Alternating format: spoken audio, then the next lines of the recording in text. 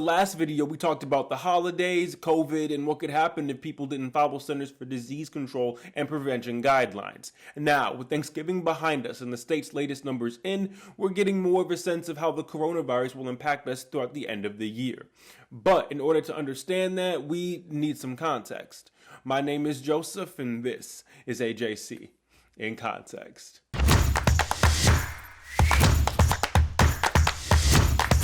Once again, the story comes from our very own J. Scott Truby. So if you would like to read that story for yourself in its entirety, it'll be the first link right below the like button. The week of November 29, Georgia reported some of its heaviest caseload since it started recording.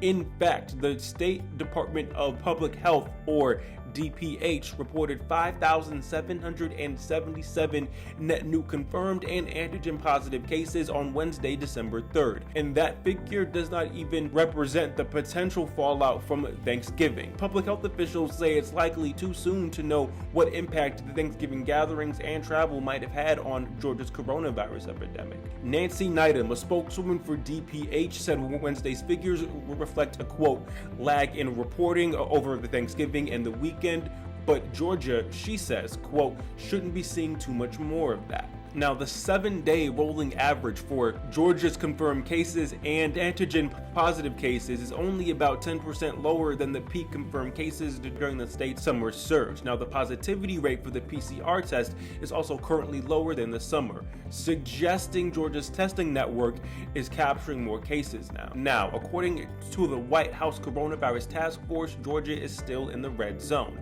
If you want more information on that, we did cover it in a previous video, so there'll be an annotation somewhere on the screen and a link in the description.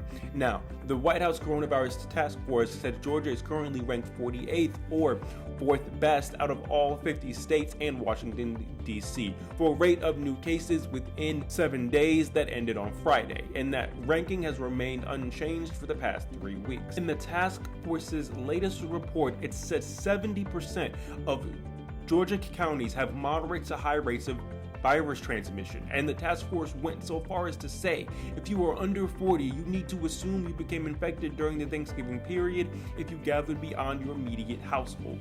And I think that quote perfectly illustrates that we are not out of the woods yet. The hospital system is already strained and doctors everywhere are worried about another surge. So, with all that information and all that context, I want to pass the question off to you. Last video, we asked, what are you doing for Thanksgiving? So I think this video will say, what did you do for Thanksgiving? And if it worked, are you going to use that same model to celebrate your December holidays? Let me know any and all thoughts in that comment section down below. And hey, while you are down there, go ahead and press that subscribe button if you haven't already. Press the like button if you like this video. Favorite if you really liked it. Thank you for being a part of this weekly dive into the news that we do. But as always, my name is Joseph and this is AJC in Context.